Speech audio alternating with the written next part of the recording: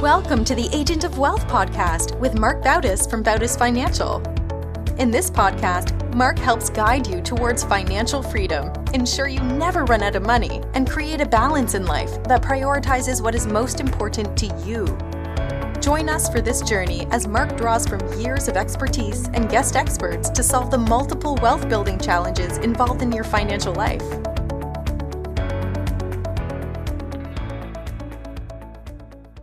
Welcome back to the Agent of Wealth. This is your host, Marc Bautis. Joining us today is Mike Silvestrini, co-founder and managing partner of Energea, a renewable project developer and retail investment platform that's focused on emerging and frontier markets. Mike took his first company, Green Skies Renewable Energy, to a nearly $500 million valuation before selling, and is now focused on connecting investors to renewable energy projects and developing renewable energy around the world. Mike, welcome to the show. Hey, Mark, thanks for having me. Appreciate it. I'm excited about today's episode. I think there's a lot of momentum around renewable energy, especially in the investing space. I'm getting questions about it. I'm getting questions about alternative investments. One, you have the trend of just renewable energy and the popularity in that. But also, I think people are getting around the mission of renewable energy and the cause, and they want to feel part of that and feel part of what they may consider doing good. How did you get involved in the space? Well, I started a company, like you said in the introduction, in 2007, a company called Green Skies. It was fairly early in renewable energy, especially on the East Coast of the U.S. There were a few solar installations here and there, but it was a very new technology to where we were from. The company was part of a whole host of businesses that started around that time and kind of started figuring out how solar energy was going to be deployed in our country, creating new legal technology and financial technology that enabled us to develop and install solar projects that got bigger and bigger and bigger as these businesses matured. So it was really fun to be part of those early pioneering enterprises that brought solar to the market. And now my partners and I, we sold that company in 2017, and I started a new company called Energea, which, like you said, it's for investing in renewable energy. And my family had done pretty well in solar, built a great business, but we did that by constantly selecting which projects to be part of and parking our capital in projects that we felt had great long-term value. And we kept doing that and snowballing that. And that has really been the baseline of our family financial strategy.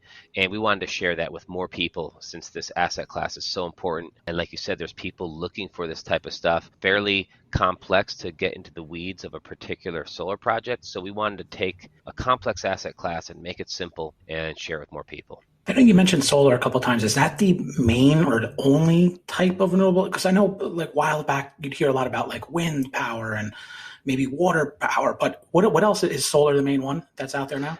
There's definitely a broad array of renewable energy technologies. I think geothermal is really an awesome technology, but geothermal only works in certain places, where you have a lot of volcanic activity near the surface of the earth. Like places like Iceland do really well with volcanic type of geothermal energy. Wind works great, in the Midwestern United States and many windy places around the world. Wind is a huge successful technology.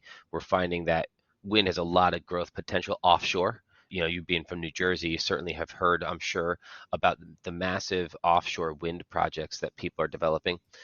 We specialize in solar for sure. It's been the majority of my background. At Energea, we have done a pair of hydro projects, so we're not exclusively solar. And we would look at any technology to invest in. But we feel that the money's pretty good right now in solar, where you can get smaller than wind projects. Wind projects by design, by necessity really, are huge. These are multi-$100 million projects, which is great for large institutional investors. The Goldman Sachses of the world will jump all over that. But it's a little bit harder for those big guys to navigate smaller scale projects, where solar winds up being, you have a lot of rooftop solar or what we call community solar, and those kind of weigh in between $1 million and $10 million a project. And that is a particularly challenging price tag for large institutional investors, which leaves a space available to us and our customers to go in there and provide capital and be useful to the project and benefit from those returns. can you maybe walk us through like an example project from, the company that's actually doing the project to how an investor would get involved in it, and then, come from kind of start to finish of how does this start as an idea to the development to the investor involvement? And I guess the follow-up question is, are these projects finite, or are they kind of go on, in perpetuity, in terms of the investor's involvement in them? There are so many projects out there that they're essentially infinite. There's just solar in every market right now in the world going on. We actually buy the projects with the intentions of holding the project. We very may well sell the project at some point during the project's life cycle. In fact, many of our customers already know we've flipped 4 or 5 solar projects this year. But when we model this out and when we represent to our investors, what our intentions are, we show the most conservative strategy, which is a long-term holding position. And we're opportunistic, though, about selling them when those opportunities do come around. But really, there's such a huge volume of projects. It's our job to select which ones. Where do we want to put capital? And we believe that a great solar portfolio is a diverse solar portfolio.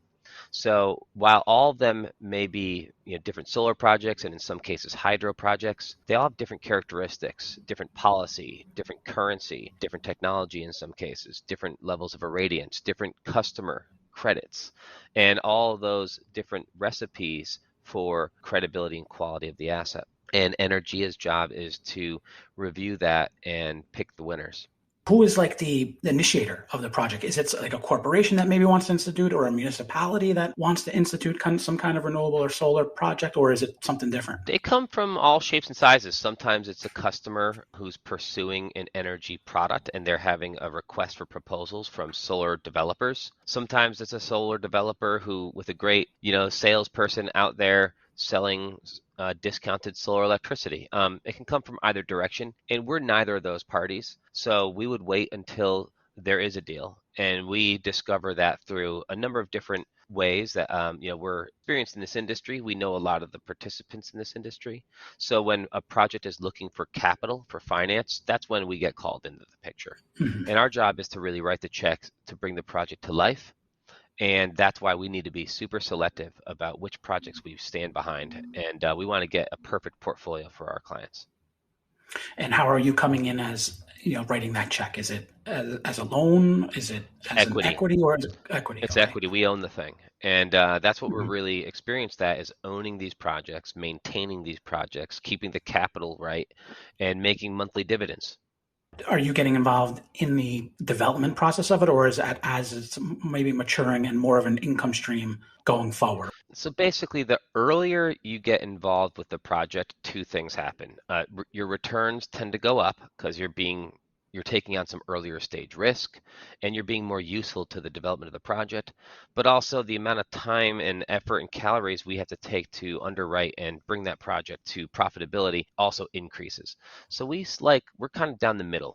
Because several members of our team come from careers of developing projects, we know how to do it. So we bring those experiences to our investment strategy. And sometimes we'll get involved with the project before it's constructed and assist with the contracting of that and the selection of equipment. And that's kind of nice because we get to really instruct the developer what types of contracts we're looking for and what types of equipment we want to invest in. So the earlier we get in, the more say we have in the final product. That said, like we said, our business is really directing capital, not developing projects. So if we can find a mature project that is either operational or what we call notice to proceed or ready to build, that's even better, so long as the returns meet our hurdles. What goes into your due diligence to decide, yes, we want to invest in this one, or we don't want to invest in this one? I think a lot of our listeners are familiar with due diligence underwriting on the real estate side. So maybe Sure. There's some metrics similar, but what do you look at and say to determine, yes, this is one that's worth investing in? Yeah, well, what's nice about solar, and we've built solar projects in Europe, in Africa, Latin America, United States, Asia, pretty much everywhere around the world. And they're all fairly similar in the fundamentals that determine a good deal or a bad deal. We're going to first start off with understanding, how does the project work? Is there a bunch of solar panels on a rooftop?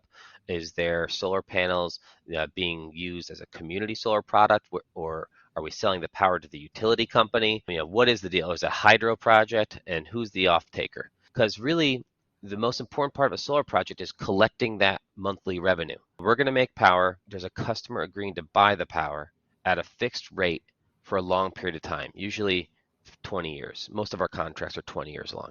So we love that. We want to get that coupon clipping business going on. But the credit of the customer who's buying that power and their ability to make that payment on a monthly basis for 20 years is really what we're looking at. So we really like things like big, huge brands, multi-billion dollar multinational companies. My first company, we kind of grew on the tails of Walmart, Target, and Amazon, our three biggest customers. And in this new company, we're doing a lot of business with telecommunications companies, large pharmacies, and multinational companies. So that's a good place to start. We also will do business with like water companies because they have some staying power. We're pretty sure that as long as you like clean, fresh water, you're going to pay the electric bill. Sure. Municipalities and governments, utility companies themselves. So it really starts off with an analysis of how does the project work?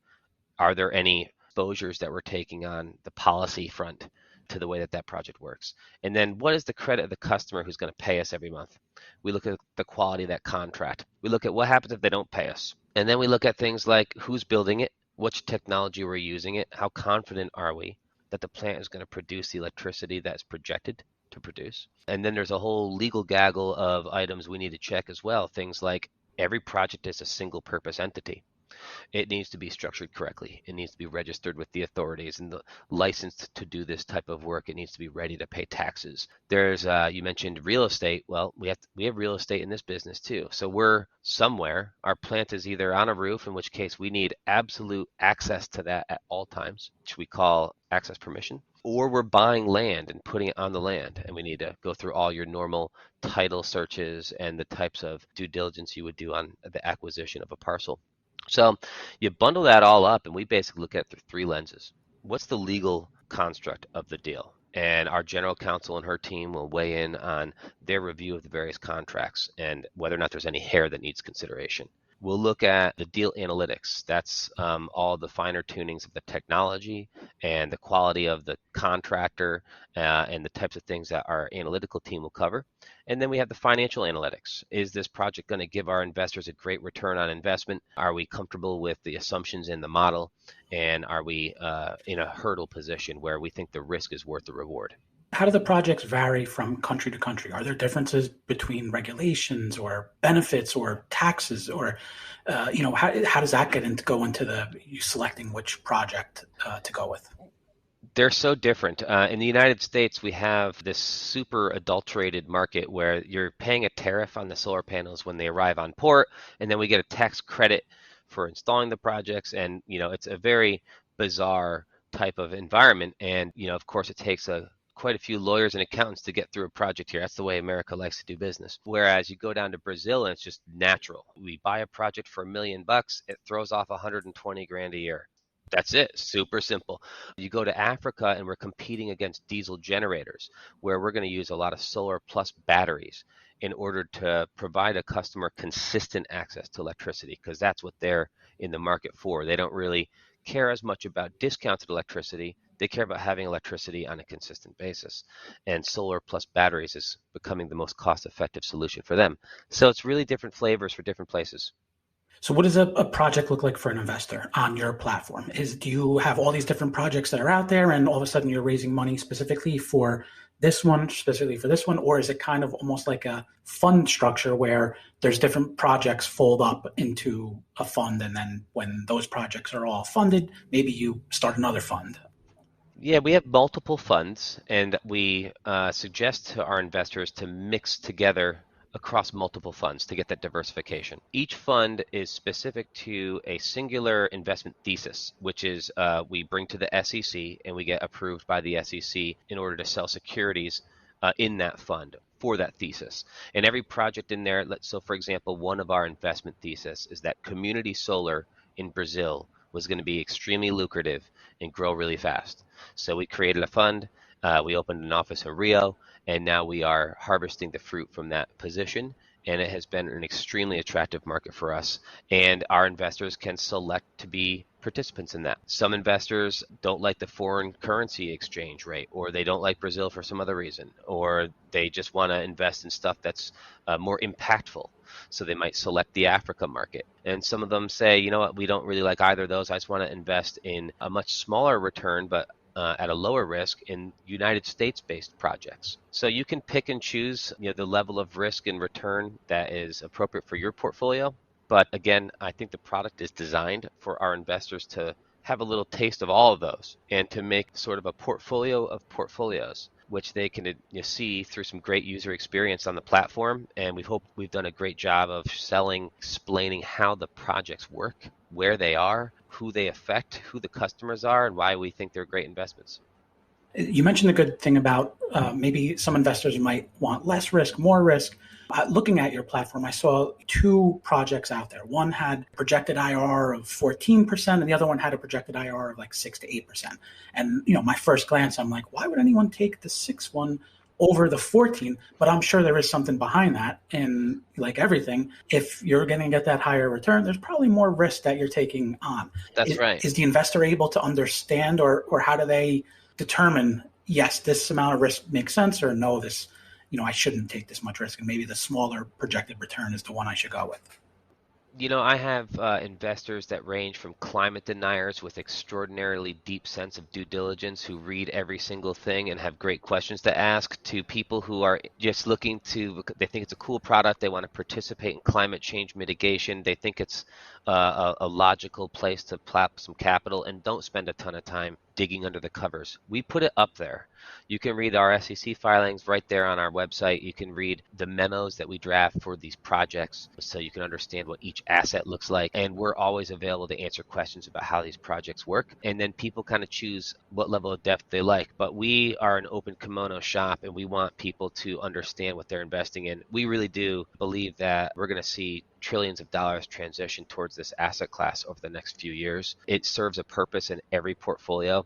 It is complementary to stocks and bonds. It's complementary to real estate as an alternative asset class, and we think it's going to be great. We just try to make it a little bit simpler for people to engage this asset class, because until now it's kind of a tricky place to place capital. Sure. And you mentioned that the main plays of this is this long-term revenue stream from the project. How does that get back to the investor? Are they paid dividends monthly, quarterly, or some periodic time? And do they have options on what they can do with them? Is there like a concept of reinvesting them, or is it basically, all right, we're going to send you the cash back and figure out what to do with it? Yeah, this is a relatively illiquid investment, which some investors don't like, but we think that that's great because, I don't know about you, but whenever I try to dabble in any other asset class, I'm my own worst enemy. And sometimes I wish it was a little less liquid. But, in owning solar, we've done pretty well. And you really do own a solar power plant. It's equity. It's the real deal stuff. And it's not particularly liquid. We ask that our investors hold their positions for 3 years, and then they can sell. So they're buying a 3-year bus ticket. And they're on the dividends train, and they're going to collect dividends every month. And then at the end of that 3-year period, they can decide to sell that position or keep on collecting dividends. The way to create a lot of wealth through this asset class, like any fixed income asset class, passive income, is to auto reinvest those dividends. So we make that pretty easy. You could put in a certain amount of money, and then as you receive dividends each month, you use those dividends to buy more stock until you're ready to retire. I mean, this is really a retirement strategy. Or any type of long-range financial planning. If you have young kids and you want to put money away for college tuition down the road, you start with a little bit in a power plant now. You compound those dividends for many years to come, and it's going to make it a heck of a lot easier to pay tuition when the day comes. That's really the purpose of this, is cash that you don't need for daily expenses. This should be long-range cash. Mm-hmm. And in terms of the reinvesting or the compounding of it, when an investor invests, are they, okay, you have 100 shares of fund XYZ, and then dividends come, and now you have 102 shares or 105 shares. That's and then right. Okay, so you're at some point valuing what an interest or what a share is worth in the fund? Exactly. So the way that the share price works, it's a great question. For us, the share price is an equalization method. So all it does, because we have a portfolio that's going to change over time. And it changes through a number of different reasons. The contracts are getting older, which means that the value of a solar plant has nothing to do with the cost of the solar panels or what the inverter is worth. That's all zero. The value of a solar plant is how much revenue is left in that initial contract. And as we burn through that contract, it's akin to depreciation. The solar plant is worth less and less and less. Meanwhile, we are adding projects. So we get a brand new slate of equity when we drop in another multi-million-dollar solar energy asset into that same portfolio. And then there's, of course, time value of money. Some investors get in earlier than others, so their money's been working at a longer rate. So in order to make sure that all investors in, let's say, that Brazilian portfolio are going to get that 14 to 16% return, whatever the portfolio ultimately produces, we use the share price to equalize investors. That way, if you come in next year and I came in this year, we're going to get the same return on investment for as long as we're on the dividends train. And then when we sell, we're going to sell our shares at the then applicable price. So I'm also pretty confident I know what your portfolio is worth. It's worth the cash that you've received from dividends plus the value of your current stock at the then applicable share price. And if you were to click exit now, somebody else is going to come in. They're going to buy that bus ticket on the dividends train at that same share price and complete your realized return. Makes sense. And you mentioned these projects or panels depreciating over time. You mentioned earlier about a lot of the contracts that you have with the clients or customers are like 20-year contracts. Is there a concept of after a certain amount of time, the solar infrastructure needs to be replaced or it's useless or does it really last for a long period of time? I think there is a boatload of money in the back end of a solar energy project that financiers and members of the industry right now comfortably call zero. It's not zero. Why the heck would we just unplug a perfectly functioning multi-megawatt power plant? I don't think that that's really a likely scenario at the end of the contract. Now, we call it zero, and we have calculators on our website, so you can see how on day one, let's say you take $5,000 and you buy some stock in this US portfolio. You have no cash now. You just converted that into stocks. Over time, you're gradually converting that stock back into cash as you take on the dividends, right? And at the end, you have no stock. The stock's worthless, and you have a bunch of cash. And that cash is greater than the cash you started off with, hence the return on investment. It's really that action of exchanging the value of the plants into cash is that journey that we're on as investors in solar power plants. Is it, I guess, similar and not similar to maybe oil exploration where there's a oil well and once the well's done, it's done. But have you ever seen it where maybe you've had a 20-year contract with a customer, but after 20 years, the solar plant is still functioning and can you swap in another customer that comes in and says, I want to take advantage of this? Yeah, most of the time the customers can buy the plant from us at that time. They can extend the contract, which most customers do. So, I've been at this since 2007, so I don't have plants that are 20 years old, but I certainly had plants that were more than 10 years old. And in those cases, in the old days, we used to contract these things for shorter terms. We were doing 10-year deals. So I have seen a couple contracts get to the end of their initial term and be extended by the customer. Now, think about it like this. As owners of these plants, we've called all the remaining revenue, if there is to be any, zero. And we're still sitting on this asset, fully amortized it. We've gotten all of our money back. We're already happy. We'll pretty much take any rate to continue creating electricity because it's found cash. So I find it hard to imagine we won't be able to strike a deal with that customer to continue providing them energy services. Or alternatively, they can go back to the conventional grid and pay whatever the price is at that point in time. But I think we can beat that. So again, we call it zero. You got to be fiscally conservative here. But it's anything but zero. And I know you mentioned tax credits, particularly in the U.S., because that's often a topic that comes up or people ask me about, well, is there any tax benefits for investing? And I'm sure they change depending upon the politics involved. But do some countries versus others have varying tax benefits for these types of projects? Yeah, solar is technology that people want to see more of, and so governments are inclined to incentivize them. Sometimes they do a lousy job at it, sometimes they do a good job at it. Oftentimes they use the tax code to encourage the deployment of more renewable energy, for better or for worse. The problem with that is that not everybody has a real sophisticated understanding of their tax personality. These can be fairly complex things. For example, if you're a passive investor in a solar power plant and you get a tax credit from owning that solar power plant, you can only apply that tax credit to passive income. Now, that may not be too complex to people who really follow their book and they really know their own investments, but not everybody does. And we have investors that range from teachers to sophisticated financial analysts. And we need to be able to sell a product that is simple enough for anyone to use. So what we do is we take all of the tax attributes that are granted to us through the investments of renewables, and we keep it within the portfolios. So what we're trying to get to is just giving you a super tax efficient dividend, but never to pass on to you a tax credit that you may or may not know what to do with. That's been our approach. We're going to keep all the tax credits unto the portfolio itself and to not leak out to the broader personal tax profile of our individual investors. And how transparent are some of these projects? Because that's one of the things I hear from investors, which they really don't like. Maybe it's a private equity fund, or even if it's a real estate fund, and all of a sudden it's this black box, and they have no idea what's going on. They get some thing that says, "Oh, your black box investment went up or went down," or here's the dividend. Do you provide transparency, and what's the user experience like into some of these projects? Oh yeah, and that's really what the whole purpose is of this platform. To bend over backwards to see new levels of transparency. That's what we're really trying to accomplish at the business. And that comes in a bunch of different formats. There's financial transparency, where we're going to really show you it's a lot of clickable features on your dashboard that pop up, what we call tooltips, that will just explain what these variables are, what these metrics are, why we calculate them, and where they're based on.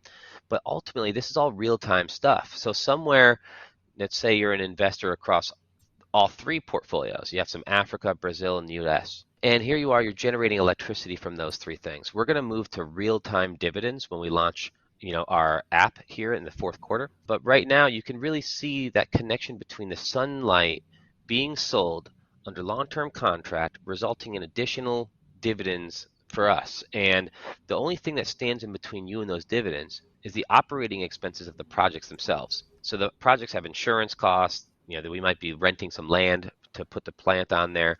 There's bank accounts, and there's a variety of OPEX. So we make sure those operating expenses get paid, and then the rest, 100%, gets distributed to its owners. Whereas you see, there's these things called yield cos, which is like a REIT, but for renewable energy plants. It's a publicly listed portfolio of projects. You have no idea what you own in there. There's a corporate operating expense line. So you're also paying for the flights and dinners of the CEO, and God only knows what else they want to spend their money on. And then they're not distributing all of the cash to you. So they may have made $1 million this quarter, and they're only going to distribute $500,000. Well, what about the other $500,000? They've made that decision for you to either spend that on operations or to auto reinvest, if you will, into more projects. We say, look, it's your money. You take the money back, and if you decide to auto reinvest that into more solar, good for you. And if you decide to buy a Lamborghini, good for you as well. So it's really up to our investors how they manage their money, which is far more transparent than the other ETFs out there trying to swing renewables, or the yield cos, and that, in our opinion, lack transparency. They're not even renewable half the time when you get under the hood of those things. Yeah. What's next? Do you see it just getting bigger on the solar side? Do you see other technologies coming into play? I think from an inventory standpoint, I'm down here in the Caribbean right now, perusing some really exciting projects down here. Electricity is very expensive in island countries, and we can get a great return on investment for bringing solar here. I could see a portfolio coming from this market. We're also looking at a portfolio of projects in Spain that are euro-based, so nice, steadfast OECD type of return and risk profile. So yeah, we're going to continue to add more portfolios, more investment themes to the marketplace. And then we're hoping that our investors are very happy with the product. Our feedback so far has been great. And we're hoping that as more investors entertain renewables as part of their portfolio, we can be the brand that retail investors think of when it comes to investing in this type of product. Great. Well, that just about wraps up today's episode. Mike, thank you for being on the show. You provided some great insight, information, benefits of renewable projects, how they work, how investors can participate in them. How best can someone either reach out to you or find out more information about Energea? Yeah, Energea.com, Energea.com. That's our platform. Please have a look at that. And then if you want to create an account, you can get in touch with one of our account representatives. And then if you want to get in touch with me directly, it's simply mike@energea.com. And would love to chat with people. This is what we love to do. Any questions that people have, we're an open book. Great. We'll link to all that in the show notes. And thank you, everyone, for tuning in to today's episode. Thank you for listening to the Agent of Wealth podcast. Click the subscribe button below to be notified when new episodes become available. The information covered represents the views and opinions of the guests and does not necessarily represent the views or opinions of Bautis Financial. The content has been made available for informational and educational purposes only and is not intended to be a substitute for professional financial planning and investment advice. Always seek the advice of your financial advisor or other qualified financial service provider with any questions you may have regarding your investments and financial planning.